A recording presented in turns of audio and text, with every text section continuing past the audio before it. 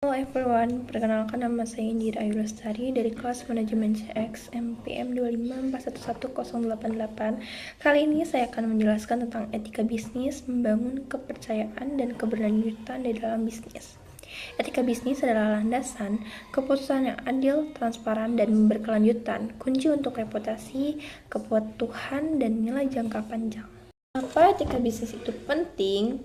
Yang pertama, untuk membangun kepercayaan pelanggan, perilaku etis meningkatkan loyalitas, mengurangi churn, dan memperkuat merek. Lalu ada kepatuhan dan resiko. Etika mencegah sanksi hukum dan menurunkan resiko reputasi. Lalu ada keberlanjutan. Praktik etis mendukung tujuan lingkungan dan sosial jangka panjang. Prinsip dasar, integritas dan transparansi.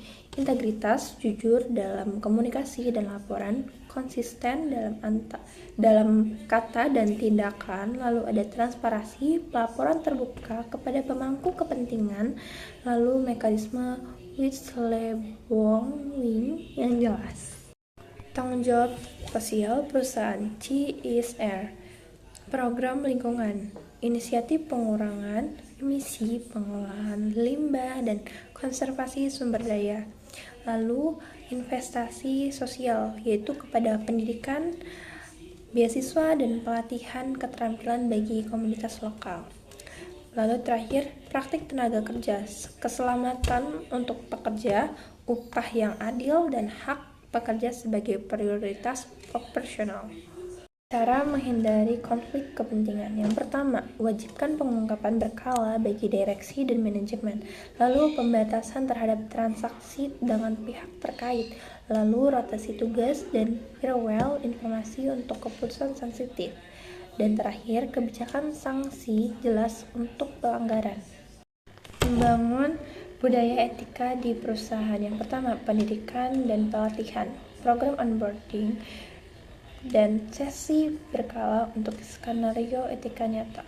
Yang kedua, intensif dan akuntabilitas, evaluasi kinerja yang memasukkan perilaku etis bukan hanya hasil kuantitatif. Yang ketiga, saluran pelaporan aman, whistleblower anonim, pelindungan dan tindak lanjut cepat. Peran pemimpin dalam etika bisnis. Yang pertama, dia harus teladan dong, karena biar dia bisa jadi panutan untuk kita. Pemimpin menunjukkan perilaku yang diharapkan, kata dan aksinya tuh selaras. Lalu menciptakan kebijakan yang jelas dan kuantitatif, komunikatif juga. Lalu mendukung transparansi dan menerima kritik konstruktif, dan mengelola konflik dengan adil dan juga cepat.